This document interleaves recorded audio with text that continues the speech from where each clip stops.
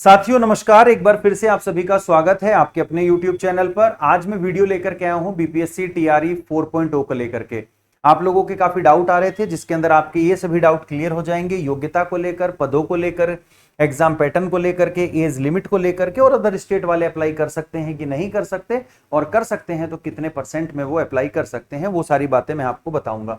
तो चलिए शुरू करते हैं। शुरू करने से पहले मैं आपको एक जानकारी दे दूं, अगर आपको इस वीडियो के दौरान या कोई अन्य डाउट भी आपको है तो आप मेरे टेलीग्राम चैनल पर सीधे जाकर के जुड़ सकते हैं, और वहां पे मेरे डिस्कशन ग्रुप है, उसमें आप मेरे से चीजें पूछ सकते हैं, या इस वीडियो के नीचे भी कमेंट कर सकते हैं। जो ये लिखा है इसको एज इट लिख लेंगे तो आप लोग जो है टेलीग्राम आपको मिल जाएगा, गौरव चौधरी सर अड्डा 24/7। आप इससे जुड़ेंगे, आपको सारी जानकारी मिल जाएगी।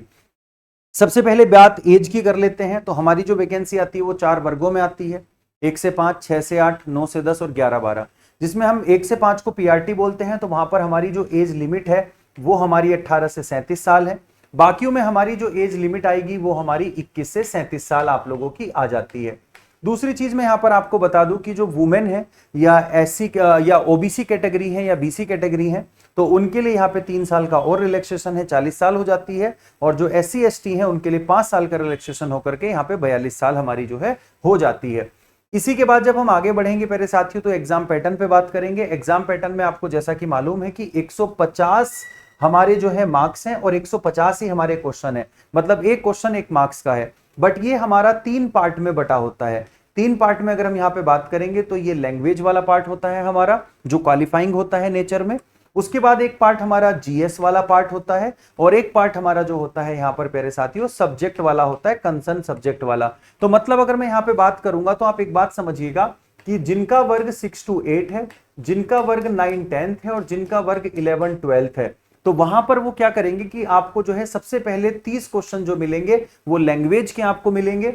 उसके बाद आपको 40 नंबर में जर्नल स्टडीज आप लोगों को मिलेगी, और उसके बाद 100 अगर मैं बात करूंगा तो ये हमारे जो 80 नंबर है यहाँ पर, तो उसमें आप लोगों को आपका सब्जेक्ट मिलेगा, कंसर्न सब्जेक्ट। ये जो पैटर्न है आपका 6 से 8, 9 से 10, 11-12 के लिए है। अगर मैं वहीं पे 1 से 5 के लिए बात करूंगा तो 30 नंबर की पहले आपको लैंग्वेज मिलेगी, और 120 नंबर का आपको जनरल स्टडीज मिलेगा। तो ये हमारा 1 से 5 के लिए है। तो मतलब कुल मिलाकर के 150 प्रश्न आप लोगों को मिलेंगे।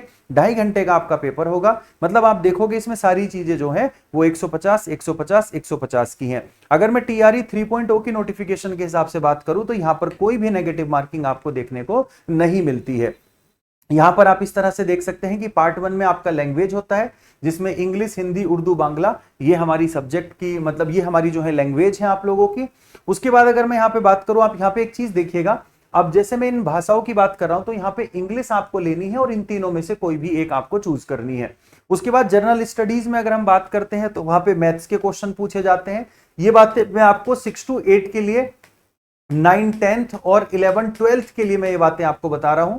तो जैसे मैथ के 8 क्वेश्चन आपके होते हैं, वहां पर अगर मैं बात करूंगा, जनरल अवेयरनेस, करंट अफेयर लगभग 8 क्वेश्चन होते हैं आप लोगों के, जनरल साइंस के लगभग 8 क्वेश्चन होते हैं, सोशल स्टडीज में आप लोगों की जो पॉलिटी हिस्ट्री है वहां पे क्वेश्चन आ जाते हैं, इंडियन नेशनल मूवमेंट अलग से आप लोगों का दिया होता है, और यहां पर अगर मैं बात करूंगा तो ज्योग्राफी के क्वेश्चन होते हैं। अगर मैं ईवीएस की बात करूं और मैं रीजनिंग की बात करूं तो ईवीएस और रीजनिंग जो हमें पूछी जाती है वो प्राइमरी लेवल पे पूछी जाती है, 6 to 8, 9 10th 11 12th में नहीं पूछी जाती। और यहां पर ये 40 नंबर आप लोगों के, 40 क्वेश्चन आप लोगों के बनते हैं। बाकी आपके जो सब्जेक्ट होता है कंसर्न सब्जेक्ट, वहां पे 80 आपका जो है यहां पर होता है। ये चीज आपको ध्यान में रखनी है।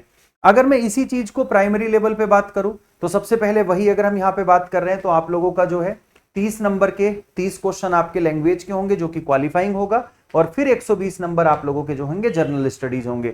जनरल स्टडीज में वही सब चीजें आएंगी आपकी जो 6 to 8 में, 9 10th में, 11 12th में आती हैं। बट यहां पर आपको ईवीएस एड ऑन हो जाएगा, नंबर ऑफ क्वेश्चंस बढ़ जाएंगे आप लोगों के।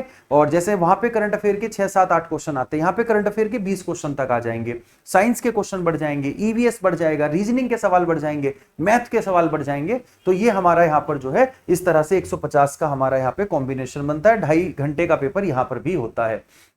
अदर स्टेट वालों के लिए अगर हम यहाँ पे बात करेंगे तो जो हमारे अदर स्टेट वाले बच्चे हैं, अगर हम बिहार की बात करेंगे तो देखिएगा, बिहार में यहाँ पर अगर हम बात करेंगे तो बिहार में हमारा जो क्या कहते हैं रिजर्वेशन है, उसमें बिहार के जो हमारी कास्ट है उनका रिजर्वेशन है दोस्तों और उसके बाद अगर हम बात करें तो EWS का रिजर्वेशन है हमारा।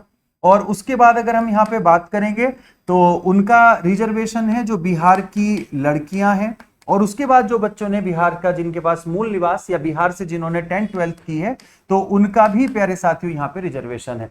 तो ये रिजर्वेशन मिलकर के आप लोगों का क्या है, लगभग 85% बन जाता है। और ये मैंने इस पे वीडियो बना रखी है आप लोगों की, आप उसे देख लेंगे, मैं नीचे पिन करवा दूंगा। दूसरी चीज अगर मैं यहाँ पे बात करूंगा तो 15% हमारा जो है यहाँ पर अदर के लिए। अब इसमें जो है अगर हम बात करेंगे तो ये केवल अदर के लिए नहीं है, इसमें बिहार भी आप लोगों का शामिल है, ध्यान में रखिएगा। और दूसरी बात अगर हम एक और बात करें, इसमें एक और बात लिखी हुई है कि अगर किसी वजह से ऊपर 85% में बिहार के बच्चे नहीं मिल पाते, जैसे इसमें खास करके मैं चौथे वाले में बात करूं, जो 10th-12th वाली हमारी बात है, तो वो अदर स्टेट को भी ले सकते हैं। तो मतलब मौका जो है वो आपके पास में ज्यादा का भी हो सकता है, ये बात आपको ध्यान में रखनी है, ठीक है। तो ये हमारा है। तो मतलब अगर आप अदर स्टेट से हैं, आप चाहे यूपी से हैं, राजस्थान से हैं, मध्य प्रदेश से हैं, झारखंड से हैं, वेस्ट बंगाल से हैं, कहीं से भी हैं आप, तो आप क्या कर सकते हैं, फॉर्म को भरिएगा और आपको भी जो है इसके अंदर आपको नंबर ऑफ सीट्स आपकी जो है मिलेंगी। मतलब अदर राज्य वाले भी यहाँ पे सेलेक्ट हो सकते हैं। दूसरी चीज अगर हम यहाँ पे वैकेंसी के बारे में बात करते हैं तो वैकेंसी की जो संख्या निकल करके आ रही है वो 27,910, लगभग 28,000 पद यहाँ पे निकल करके आ रहे हैं। इसमें कितना बढ़ेगा कितना घटेगा अभी जब तक नोटिफिकेशन नहीं आती तो इस पे कुछ कह नहीं सकते, बट अभी का जो डेटा है वो 27,910 का है। यहाँ पर अगर मैं टीआरई के बारे में बात करूं तो सुनने में ऐसा आ रहा है कि सितंबर में इसके भी फॉर्म भरे जाएंगे, स्टेट के फॉर्म भी आप लोगों के भरे जाएंगे। और इसका जो एग्जाम आप लोगों का होगा वो 16 दिसंबर से 19 दिसंबर 4 दिन चलेगा। तो 16 दिसंबर से 19 दिसंबर 4 दिन आप लोगों का एग्जाम चलेगा। और दूसरा प्यारे साथियों 20 जनवरी से लेकर 24 जनवरी के बीच में रिजल्ट आ जाएगा। तो ये मेरे द्वारा दी गई जानकारी थी।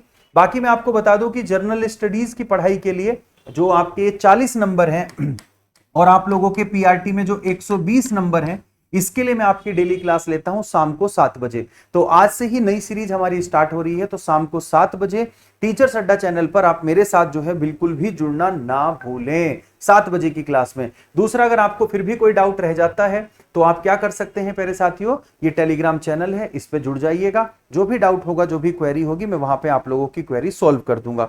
उसके अलावा अगर आप किसी बैच से जुड़ना चाहते हैं तो नीचे एक नंबर दिया है, उस पर सीधे सीधे आप कॉल कर सकते हैं। तो ये मेरे द्वारा दी गई जानकारी आप लोगों के लिए काफी मतलब यूजफुल है, काफी महत्वपूर्ण है, आप इसको ध्यान में रखिएगा। और कोई डाउट है आप लोगों के, उस पर वीडियो बनानी है, आप नीचे कमेंट कर देना, मैं उस पर वीडियो लेकर के आ जाऊंगा। तो जय हिंद, जय भारत प्यारे साथियों, मिलते हैं अगली क्लास।